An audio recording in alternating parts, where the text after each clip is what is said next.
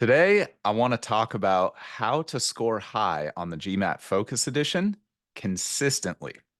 Nobody likes score drops. Nobody likes seeing fluctuating scores where sometimes they're high, sometimes they're low.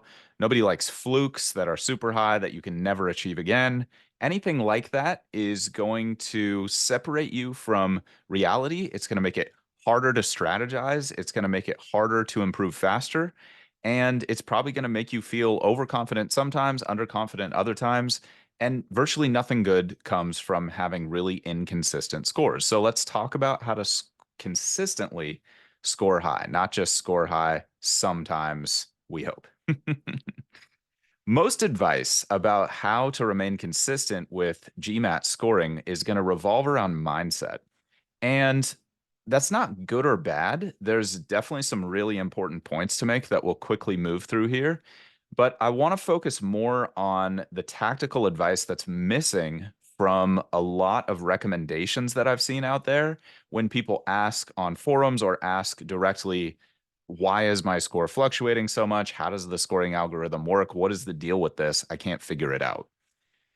So you'll hear a lot of people say, like, don't overreach on test day. And that's really good advice. If you've been scoring well and everything you're doing is working, then you don't want to change anything on test day. You want to keep doing what has been working. Just continue that.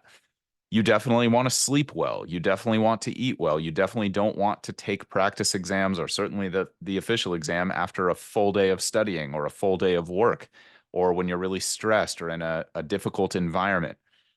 It kind of seems like some of those things should go without saying, but it's always good to be reminded because sometimes as busy people, we get into stressful situations and we think, well, let me just get this thing done, even though it's not a positive situation. And you might never have the quote unquote perfect situation for taking a practice exam or an official exam, but the idea is don't make it bad. Don't make it a bad situation. But you already know that. So I'm not really like teaching you anything there. I'm more just reminding you. And that's my criticism, honestly, of some of the existing advice that is out there. It's not that it's bad advice. It's just not telling you the whole story. So what I mean by that is like everything I just said is all true. Most of the advice that I've seen out there is not bad advice. It's just that if you've done those things, it's an understandable mistake. Everyone makes mistakes. The key is just don't repeat that. If you're repeating a lot of mistakes, that's extremely self-defeating. Mistakes are how we learn, but repeating mistakes is often how we fail. So what's missing from a lot of these recommendations? What's missing is systematizing your approach. It's having an actual system, a process, something you could list out on paper that keeps you from having score drops, keeps you from having fluctuations, keeps you from having fluke high scores that you can never attain ever again. And the reason that works is a consistent process yields consistent results. It's such a simple idea, but it's so important. I want to repeat it. A consistent process is what yields consistent results. If you're not getting consistent results that you want to see, then you want to look at your process. How are you approaching certain kinds of questions? How are you approaching your study time? And that's the system that I'm going to give you right now. This might seem simple, but there's an important nuance to understand. Under pressure, generally, we do not rise to the occasion. We sink to the level of our conditioning. This is a phrase that's popular in military circles, and I think by and large it is true. Yes, there are definitely people who are clutch under pressure, if you will. But when you look at the data, and there's a great book called Performing Under Pressure that examines some of the data around this, a massive, massive percentage of human beings actually perform worse when the pressure's on. And the idea is performing well under pressure is just a skill set, and if we're going to sink to the level of our conditioning, all I have to do to build that skill set of performing well under pressure is either improve my conditioning or recondition myself, which is totally within your control. So that's what we're going to start working on. This is also why there's more risk on shorter timelines. Even if you have a lot of hours, but let's say you're studying full time for 2 weeks, that's better than not having those hours for sure. But what's risky about that is you actually might build up the requisite skills that you would need to score high, but you might not have enough time to fully condition yourself to execute on those skills consistently enough to have a strong expectation of results on test day. Here, an athletic analogy might be helpful. You might know what to do psychologically, and you might even put yourself through the motions, but have you truly ingrained those motions to the point where you don't even have to think about it? It just happens, and you would actually have to exert effort to do it the wrong way. That's how conditioned you are to do things the right way. That's the framework that you want to start to use to create consistent results is have I conditioned myself to use a consistent process? Or is my process vulnerable to stress? Is it vulnerable to how I'm feeling on any particular day? Or is how I'm feeling a less important factor because I am so well conditioned? Now, for sure, most of us are going to perform better when we're feeling our best. And that's why I was saying, like, none of the advice that I've seen out there is wrong. It's not bad advice. It's just if you're thinking that's the only thing you need to do is shift your mindset, I actually don't think that's accurate. The mindset is super valuable. And I'm going to reference some mindset advice that I've given in the past that I think will help if you're struggling with certain things here. But I actually want to step away from that for this episode and talk much more specifically so that you know what to do. You can sit down and do it and it'll work. So how do we actually do it? Step one is creating a consistent way that you spend your study time. And we'll talk about that in a second more specifically. Step two is creating a consistent method for working on your weaknesses. And step three is creating a consistent review process. Let's dive into each one of those because consistency over time is what creates compounding, what's popularly called compound interest. The more you shift around, the harder it's going to be to get momentum in a specific direction. It's like planting seeds in the backyard and then 3 days later going and digging them up to see if they've sprouted. That's not how compounding works.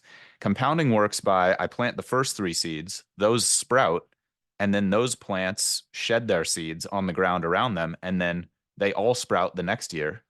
And then all of those plants shed their seeds around the area, and then they all sprout the following year. And that's how you get exponential growth. A constant doubling of a very small number at the beginning doesn't really seem like much. And that's why a lot of you might feel like at the beginning of your studies, you're going very, very slowly. But as you stick to a consistent approach, the ones I'm going to give you right now, you'll start to feel those big gains in a sustainable way. It's not going to be this super big gain that then you just fall off the next time. Step one, how do I create a consistent way to spend my study time? I actually made a full episode on this a few weeks back. So I'd strongly recommend that you go listen to the episode titled How to Structure Your Study Time. It's a very, very clear step-by-step approach for the big picture and every single day. So if you're having trouble structuring your daily studies, that's a full episode, full build of that. If you're having trouble structuring your overall studies, you're not sure where to begin or what to do in the middle of your prep, or you just finished your course, what do I do now? That episode is going to answer that in great detail. Just so I'm not doing the cliffhanger thing, I'll talk about a couple basics, but if you want to go beyond these ultra basics, I strongly recommend going back and listening to that, taking notes if you have to, and then building your approach and sticking with that for long enough to see results. The basics, though, are you want to make sure you're doing some type of review at the beginning of every study session. I really want to emphasize that. Every single study session should begin with review. I do not care if you're tight on time, if it's been a tough day, if you've reviewed for the last 30 days. This is an episode about creating consistent results. If you deviate from your study process on a regular basis, guess what's going to show up in the score? Deviation. I always like to say you don't get your score on test day. You get your score in the practice room. It's all those habits and systems and conditioning that you've built up that just make test day more like a formality. That's how you want it to feel. You don't want to be going in there, fingers crossed, thinking, I really hope everything comes together here. You want to know. You want to know if I run my play right now, it's going to work. Unless something crazy happens. Obviously, something, if the test center power goes out, okay, fine. Right. But no, none of us are like thinking that somehow, like, we're not confused about why we don't get a score if the power goes out in the test center, right? I'm trying to delete the confusion you might be feeling of like, why am I high sometimes? Why am I low other times? So once you get your review done at the beginning of every study session, that's when you cover new material. And there's multiple compounding effects that happen as a result of that. And if you haven't been doing it regularly, then you haven't experienced it yet. But once you experience it, I promise it'll get much, much easier to do that. I really want to caution you here because I see it happen so often. If you're only covering new material every time you study, you're introducing significant risk into your prep because you're basically just hoping that the information you covered a month ago is going to stick. And hope is not a strategy. Now, this is super important for all of you who have been like, oh, I'll do that later. Oh, I've got my list of things that I'm going to review, and I'll review it when I'm done with this book, or I'll review it when I'm done with the course. That's super inefficient. Okay, that's definitely better than zero review, but it's the most inefficient type of review that you could possibly do. And I'm not going to go deep on this because that's probably like a whole episode, the science behind that and the data behind that. If you want the thin slice, just start reviewing at the beginning of every study session. If you want more specific instruction and like a super optimized plan that's tailored around your needs, go back and listen to the episode. If you want the super quick start thing, just take that first 80%, sorry, first 20%, excuse me, of every study session, devote that to review. That could be memorizing facts, figures, flashcards, redoing questions from your list of questions to come back to later, and then spend 80% on new material. If you adopt that 20% review at the beginning, 80% at the end, it's like a no fail approach. Okay. Now, if you want specific advice about your own situation, then go ahead, head to our website, thegmatstrategy.com, check out our webinar that I mention at the end of every episode. It'll help you out tremendously. And then if you want more advice specific to you, just go ahead and book a call with us and we'll help you out. You can also DM if you prefer. So that's step one, is just create consistency in the way you spend your study time. Don't be doing X, Y, and Z on Tuesday and then P, Q, and R on Wednesday. That's going to create variance in your learning, variance in your study timeline, and variance in your score. Second step, create a consistent method for working on your weaknesses. In the same episode I was just talking about, how to structure your study time, I do go deep with a system for how to review practice exams to structure and give you like some much finer point type details about what I'm about to talk about. But I also touched on this a little bit last week in the first 20 minutes of the episode if you want like the quick start version of that. The super basic basics, again, so I'm not leaving you hanging here, is use your practice exams to gauge your strengths and weaknesses. You hear that a lot. Let me take you one step more specific because that's probably painfully obvious, but just in case it isn't, you use your practice. The purpose of practice exams is to gauge your strengths and weaknesses. What you want to do is you want to pick the three biggest weaknesses. And again, you want to limit it to three. You don't want to do more because otherwise you're spreading yourself too thin and you're going to have a really hard time moving the needle. That's a very frustrating cycle to be in. You want to pick your three biggest weaknesses, and the way you know what the biggest, most important weakness is you base that on what shows up the most, and you can just use a simple count in an Excel spreadsheet, or you can do the count manually to figure out what topics are coming up the most often. You then prioritize based on what you miss the most out of those most common topics, and then you prioritize based on what takes you the most time. So long, wrong, and it comes up a lot. Those should be the things you're prioritizing between practice exams. That includes your baseline cold practice exam, and therefore choosing the program of study that you're going to use. That should be based on your specific strengths and weaknesses. And you can also base that on which section needs improvement. So if you're already goal score level on quant, great. Now you can pick a program that specializes in verbal DI or both. If you're weak on all three areas, then you're going to want to pick a course of study that's much more comprehensive. And if you want specific recommendations on the best course of studies based on your budget, timeline, confidence level in yourself, et cetera, all these things, check out the How to Start Your GMAT Studies in 2024 episode from, I think it's probably 2 months ago now, 2, 3 months. That's how you create a consistent method for working on weaknesses. You use your practice exams, you pick the top three, and then you put that into your consistent way to spend your study time, which is at least 20% review at the beginning and then 80% new material. The last thing is create a consistent review process for individual problems. Now, what's ideal with this actually varies from person to person more than you might think. It's a surprisingly deep topic, having a robust review strategy. But the simplest no-fail approach that I've found is with quant questions, make sure you know what to do next time you see something like this question. That should be written down in a list that you are looking at during that 20% review time every single day. That stuff should become so familiar to you that you couldn't forget it, even if you tried. That's how deep you want that knowledge to be ingrained. Again, think about the athlete. Do you want to go into a championship game where your whole career is riding on the line? Pretty sure you know what you're doing? Or do you want to go into that championship game so well conditioned that you are thinking to yourself, I would have to try to not perform well right now? It would take effort for me to mess this up.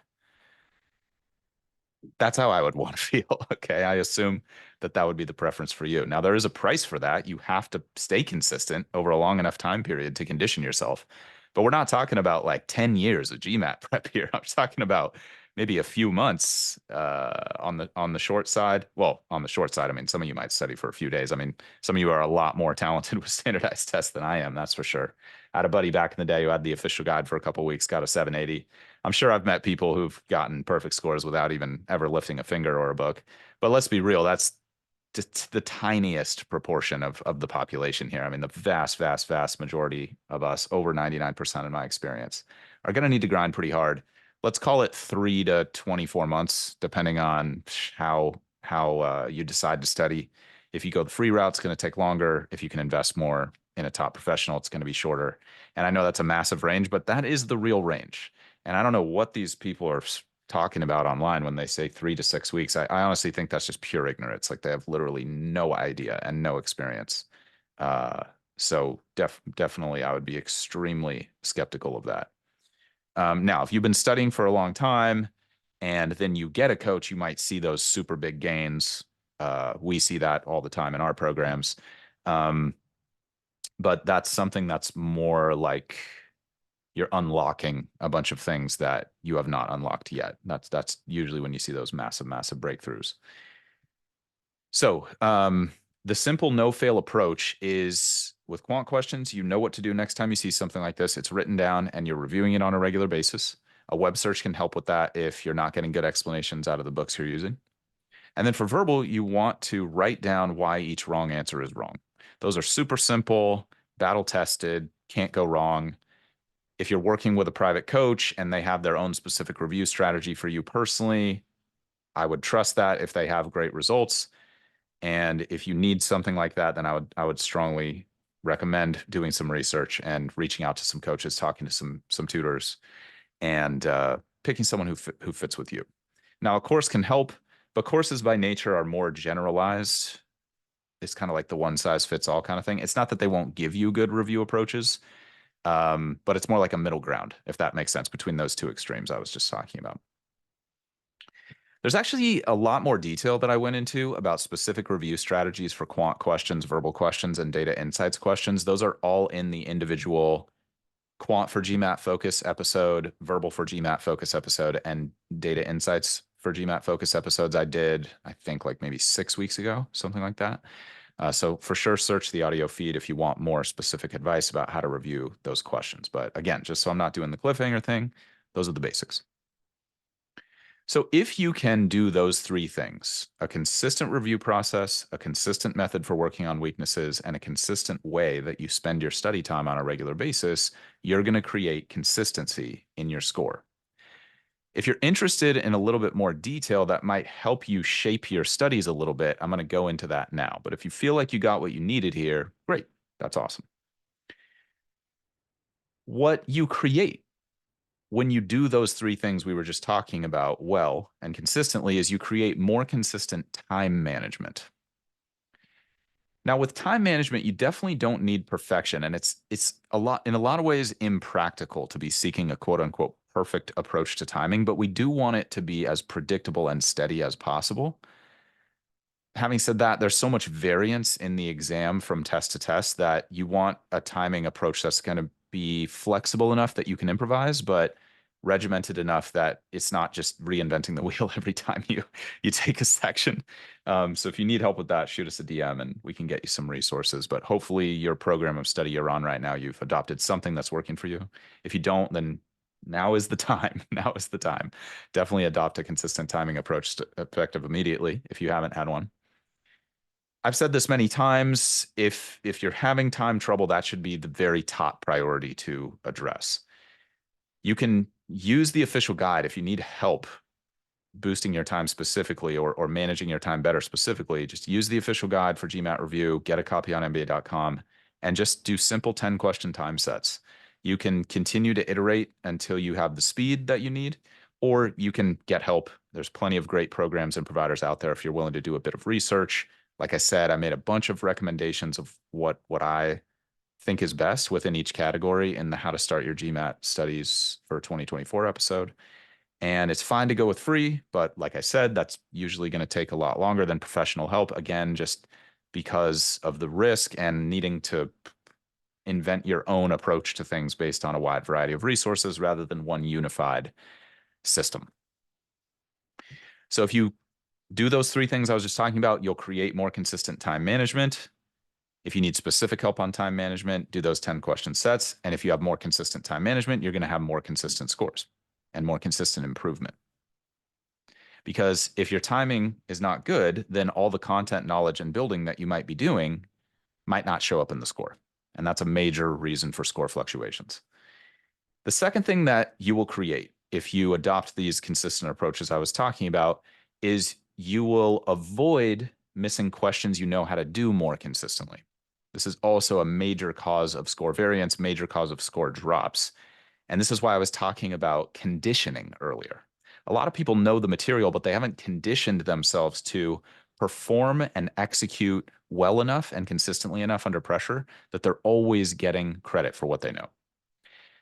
Now, quick word on that. It is almost impossible in my experience to delete missing questions you know how to do 100%. I've come to accept that for 99.9% of people, one miss per section is just going to happen. Even at my level, the professional level, been doing this for many, many years.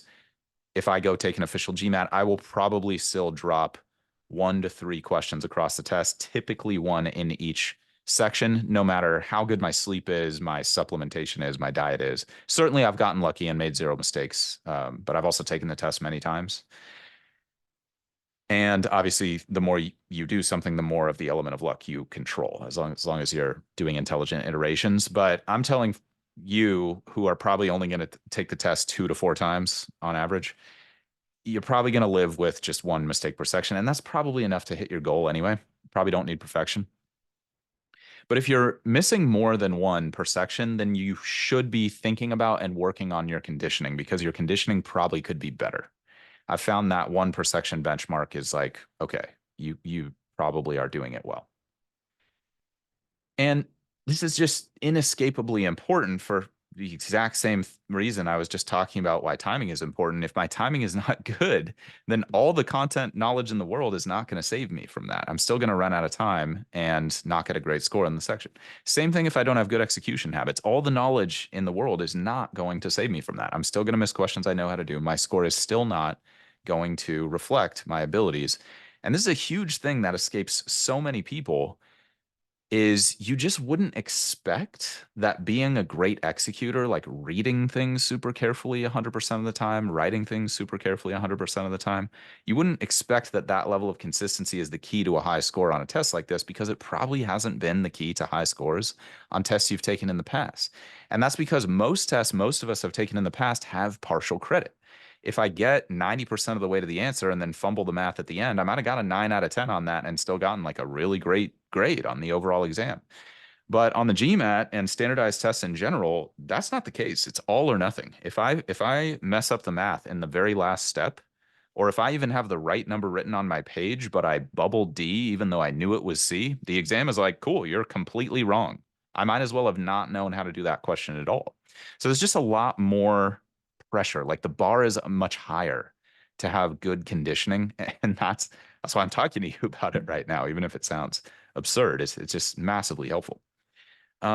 This is also part of the reason that some courses and some coaches are so valuable because they can help you install a system that has produced consistent results in the past, and then all you have to do is follow it well. You don't have to build it yourself, like I was talking about with a lot of free programs of study. Now, there's definitely free programs of study out there that can help with that, but they're probably not going to be fully customized. And that also is just going to take you a little bit more time if you're going the free route to do that for yourself. It's still the same steps in the process. It's just much more difficult to do. Now, some of you are going to be so talented that everything I'm saying is like largely irrelevant. No matter what you would do, you would score high, or a few weeks of free study is going to be enough for you to make the gains that you want. And that's awesome. That's awesome. Respect. So if you create more consistent time management and you avoid missing questions you know how to do more consistently, your scores will stabilize. The last thing that you'll create by using the systems I was just talking about is you'll have more consistent content knowledge across a wider variety of topics, and you'll have fewer major gaps in your content knowledge, partially because of the review, but all of the things that I've discussed so far in the episode really have a cumulative effect on content knowledge as well. Now, what's wonderful, honestly, about the GMAT is some content gaps are totally fine because it's an exam where you're not really expected to get every question right to get a super high score or a score that's high enough to qualify you for a top 5 or top 10 program. You can actually work around some weaknesses, and it's great because a lot of tests don't work like that. On these pure accuracy exams, other standardized tests out there, it's much harder to work around those things. But because of the adaptive nature of the test and how the scoring algorithm works, you're expected to miss a good number of questions, much more than you might think. And if you want to know how that works specifically, then head to our website, thegmatstrategy.com. Check out that video. It's totally free, no obligation, nothing like that. Just want to help you out. So if you want to minimize how many gaps you have, then all you have to do is like implement what I've already said. But to just go a little bit further with that, what you're doing there is you are missing fewer easy and medium questions. That comes back to not missing questions you know how to do, but this is maybe like a more specific case of that. Because if I'm not very good at probability, let's say, or I didn't study it at all, I'll probably still miss easy and medium questions. And missing easy and medium questions generally is going to harm my score more than missing hard questions. Now, there's a bunch of people talking about this out there who I've come to realize have no idea what they're talking about. They're just repeating something that they heard that sounded good. So just be careful who you take advice from. Make sure they have really great results to back up their advice about how the GMAT scoring algorithm works, because GMAC does not publicly publish that. So the stuff that you see and read on the internet and the stuff that has been figured out about the algorithm, for the most part, vast majority has been reverse engineered. And some people have done major research projects with thousands of data points to create their system. And other people are just like copying stuff that sounds good. So just be careful. Okay. It should be relatively easy to validate if a particular provider or a particular person gets results for their clients. That should be very easy to do. If you can't do that, that's a red flag. Not saying they're bad, but it's a red flag. So if you have more consistent content knowledge, you'll have fewer gaps, you'll miss fewer easy and medium questions, and your score will fluctuate less as a result. Now, you want to be careful with the folks who say, oh, don't worry about this whole topic. And that can work for some people for sure. But really what they should be saying is don't worry about hard versions of this topic. If you're aiming for a top score, you should definitely know how to get easy and medium level questions right from every topic. And all of you are capable of doing that. Whether it's a strength or weakness for you, you can definitely get easy and medium questions with a little bit of sweat and effort. If you're not sure what is an easy, medium, or hard level difficulty question, just get a copy of the official guide if you don't have one already. And it's actually spelled out, like all the questions are listed out and it's categorized as easy section, medium section, hard section of this topic. Like you can go to the problem solving quant section and see a bunch of easy, see a bunch of medium, see a bunch of hards. And you can just use that to gauge, well, what's an easy word problem? What's a medium word problem? What's a hard word problem? And if you can get the easies and mediums in every topic, then you'll be capable of hitting those super elite scores. Let's call it 655 and up, what was previously referred to as like this classic 700 and up. That would typically qualify people for an elite program. It's what the elite programs like to see. Let's put it that way. Plenty of people get into Stanford, Harvard with 620s, 640s. It's just the exception rather than the rule. Most people, the vast majority of people, have a great GMAT score. If you pick your focus areas wisely between practice exams, like I've shown you how to do, and you really invest effort to improve them, then this really should not be a major issue if you've been studying for long enough. But if it is, you might just need better instruction. So you might need to switch up your provider in terms of strategy and knowledge. You might need higher quality or more repetitions, which goes back to my advice about having a consistent review process. So again, if you do those three things I talked about earlier, then you will have more consistent timing. You will avoid missing questions you know how to do more consistently, and you'll have more consistent content knowledge, which makes it almost impossible for your score to fluctuate in a major way. The only fluctuations that we want to see in an ideal world are just based on luck of the draw, whether you got some strength area questions at the end or at the beginning of the section or in the middle of the section, something like that, or the type of day you were having. Like if there was a baby crying in the room next to you, which was just like kind of an unavoidable situation or something like that. That can definitely affect your performance. But we don't want the controllable things, the things you could have controlled in your own preparation, to affect you. If you control the controllables, you will be able to be at peace with the results. So that's that. I think that there's a couple more points to make here, but that's really the core of it, and probably even more. The additional points are just becoming more consistent in general definitely helps with all of this, but honestly, it's not critical. And a good analogy there maybe is like you don't need super discipline in every area of your life to be super disciplined with like your diet, for example, or super disciplined with your workouts. You could be super disciplined and in super shape and be terribly disciplined with your money, or terribly disciplined with being on time or managing your time or whatever. So I'm not saying you need this, but I am going to say it really helps. It really, really helps if you create the habit of being consistent and disciplined in many areas of your life. When you develop the habit of discipline and consistency, it makes it easier to be disciplined and consistent everywhere.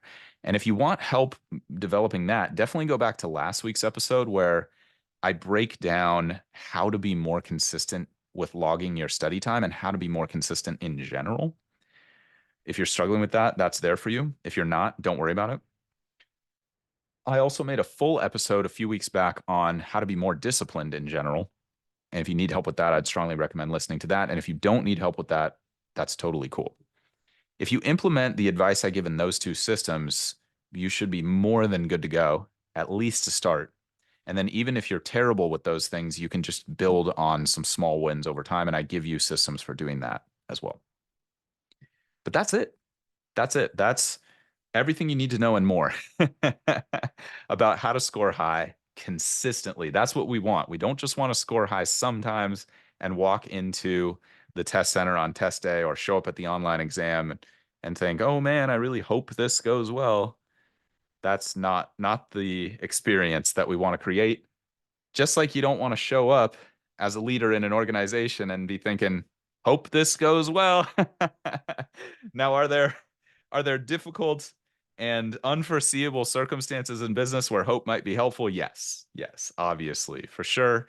And is hope going to hurt you? No. I think hope is an asset. I recommend hope in general. But if hope is all you got, let's be honest, most of us don't want that. That's why we're going to B school in the first place. Okay. So, as always, my greatest hope is that this material will make your studies as easy and as painless as they can possibly be. If you want more tips and strategies for optimizing your performance on the GMAT, please head to our website, thegmatstrategy.com, and check out our free video on how to achieve your dream GMAT score in half the normal time. In the meantime, this is a weekly show, so please subscribe. And as always, stay positive and stay consistent with your studies. I'll talk to you all soon.